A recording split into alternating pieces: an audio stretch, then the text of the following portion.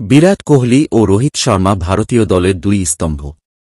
গত দেড় দশকেরও বেশি সময় ব্যাট হাতে টিম ইন্ডিয়াকে নিয়মিত সেবা করে চলেছেন দুজনেই। গড়েছেন রানের পাহাড়, ভেঙেছেন একের পর এক রেকর্ড। একই সাথে সাফল্য ও ব্যর্থতা ভাগাভাগি করে নিয়েছেন দুজনে। সামলেছেন ভারতীয় টপ অর্ডারের ভারত।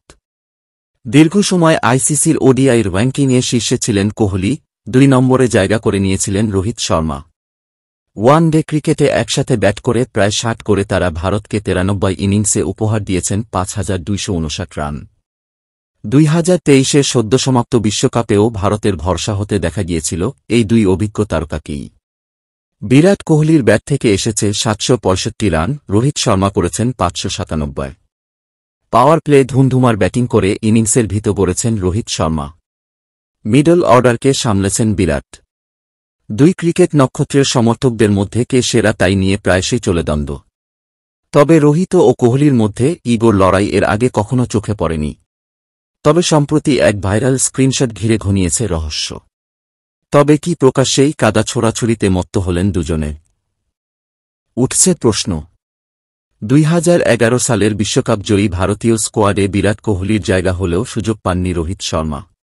2023-এর টুর্নামেন্টের আগে প্রাক্তন নির্বাচক রাজা বেঙ্কটের সাক্ষাৎকার থেকে জানা গিয়েছিল যে তৎকালীন অধিনায়ক মহেন্দ্র সিং ধোনির আপত্তিতেই রোহিতকে রাখা হয়নি স্কোয়াডে। তার পরিবর্তে পীয়ূষ চাওলাকে চেয়েছিলেন ধোনি।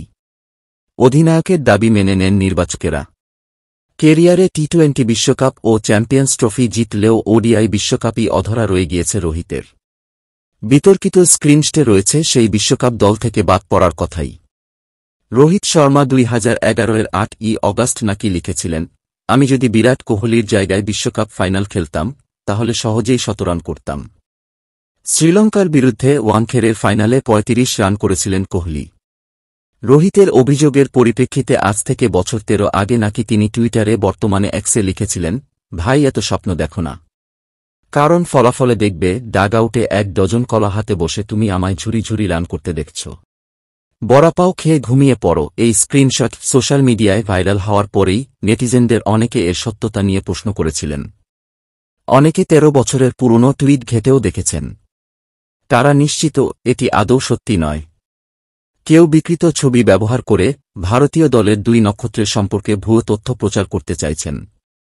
একে বিশ্বাস না করার আবেদন রাখা হয়েছে তাদের তরফ থেকে।